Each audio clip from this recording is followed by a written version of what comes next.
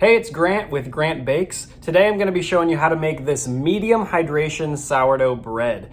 If you liked my old video about my standard sourdough bread recipe, you're going to like this one too. That recipe was a 70% hydration dough, and this is going to be a 75% hydration. Some of the benefits to higher hydration doughs are that they tend to have a more open crumb, they have a more moist interior, and they tend to have better keeping qualities than lower hydration. But they also tend to be a lot harder to make. When the dough is a lot wetter, it gets to be stickier and it's just harder to handle for beginners. But this recipe is just as easy as my original sourdough bread recipe. It just happens to have a higher hydration. So here you go. I'm going to show you how to make this medium hydration sourdough bread. You can find the exact ingredient amounts in the video description for this recipe. First, get a mixing bowl and put it on a digital scale so you're ready to weigh out your ingredients.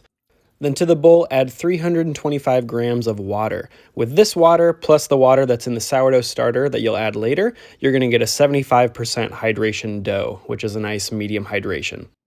Now get your active sourdough starter ready. This is one that I fed last night, so it's nice, bubbly, and ready to go. Add 100 grams of active sourdough starter right into the water. Just for reference, last night I took about 25 grams of sourdough starter out of the fridge. I fed it 50 grams of water and 50 grams of flour, and then it had doubled in size and it was ready to use in the morning. So go ahead and stir your sourdough starter into the water just to get it dissolved, and then add 10 grams of salt. I'm using Morton kosher salt. Any kind of sea salt will work as well, just 10 grams. Go ahead and stir your salt together with the starter and water. You really don't need to worry about mixing starter and salt together. For this method, you're really not going to notice a difference. Get your favorite whole wheat flour, and we're going to add 50 grams of whole grain wheat flour to this bread. I think 50 grams is a good amount to give the bread a good flavor, but it's not going to taste like a whole grain bread. It's a good balance. But if you don't have whole wheat flour, you can leave it out and just use bread flour. I'm adding 400 grams of bread flour to this recipe, so that's 400 grams of bread flour and 50 grams of whole wheat flour. You can use the whole 450 grams of bread flour if you want to. Once all the flour is added to the bowl, just go ahead and get a spoon or a bowl scraper and mix everything together. Some people like to use their hands for this step because it gives them a good feel of the dough.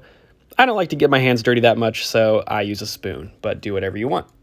Now you're not kneading at this point, you're just stirring everything together. Basically you want to keep stirring until all of the flour is hydrated by the water. Once you don't really see any more dry bits of flour in the bowl, or not too many dry bits of flour, you can stop mixing. At this point I like to clean off the spoon and the sides of the bowl with a dough scraper, just to get it as clean as I can before moving on to the next step.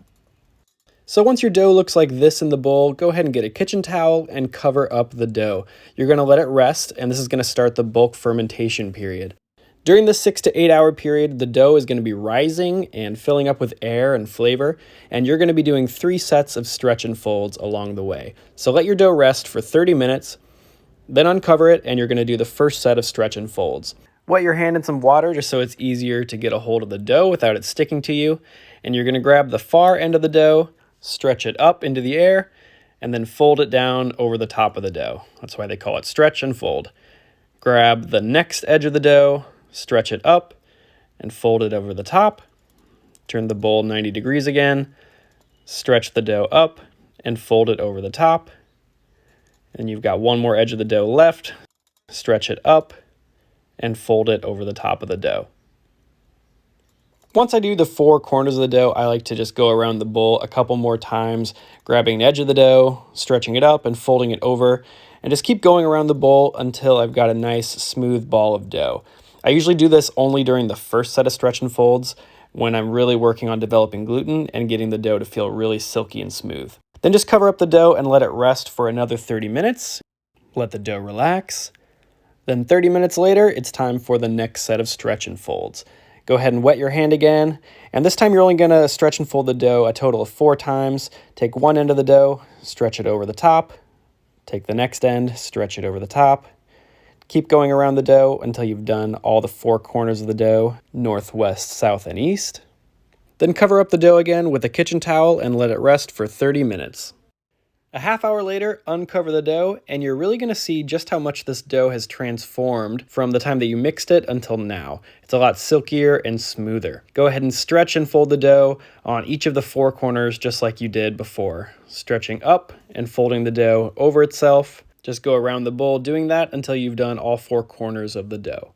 That was the last set of stretch and folds. You can definitely leave your dough in the same bowl to continue bulk fermenting, but at this point, I like to move my dough to a glass bowl with just a little bit of olive oil.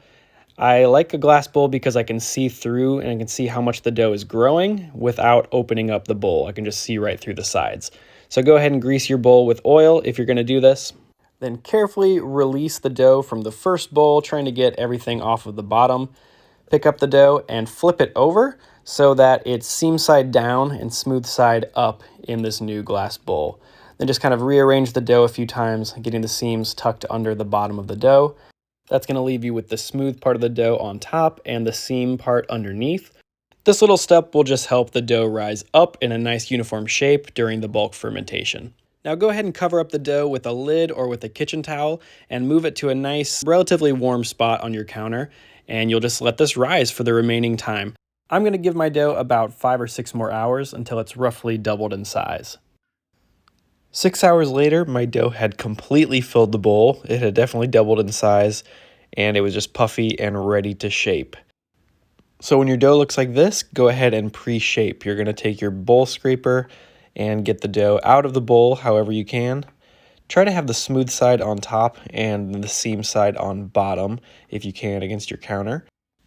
And I'm going to be shaping this dough into an oval later, but right now I'm going to pre-shape it into a ball. And the way I like to do that these days is with no flour on the counter, no flour on the dough. I just go around the dough with my bench scraper, just pushing it slightly underneath, forming the dough into a circle like this, just forming into a smooth ball.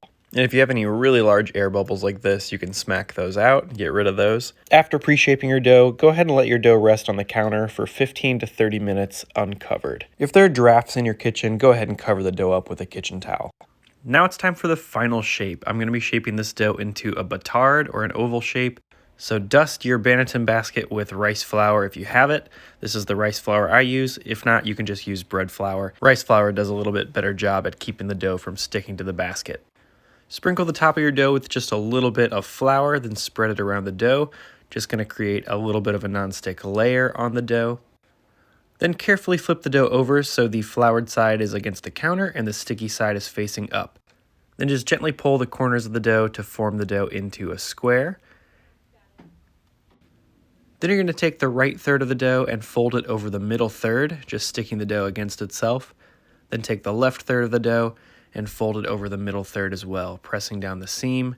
You're trying not to knock out too many air bubbles, but if you see any big air bubbles, you can press them out as well.